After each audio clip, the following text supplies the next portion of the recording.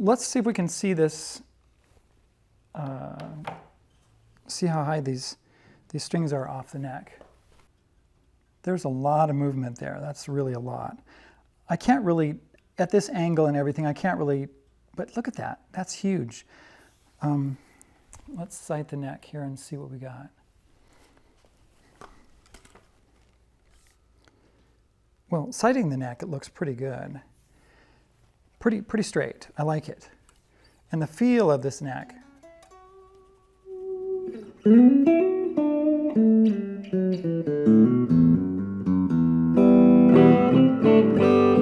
Yeah, and then I also need to check the nut and see, ooh, that one's a little high, that one's a little high, that one's a little high, that one's a little high, that one's a little, yeah, they're all a little bit high. So we're gonna adjust the nut, we're gonna file it down a little bit. I've got some nut files around here somewhere. There they are, they're over there on that table. And, ooh, I gotta take my hat off. It's hot in here. It's like 80, I don't have air conditioning in here. And it's a little late in the afternoon. It's 85 degrees. So I'm going to have to hurry because it's really hot. All right, let's continue on. And I will also, as I work, answer some questions. Oh, here's a question. Question, should I buy a Strat, Telly, or Les Paul? You know, that is really up to you in the, bottom line. Well, I'll tell you, a Strat, I've never owned a Strat. I've never really owned a Telly, and I've never really owned a Les Paul. But I do have opinions about them.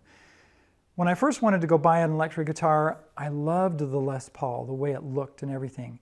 But I wound up buying a Gibson L6S, which was sort of a Les Paul, like sort of Les Paul.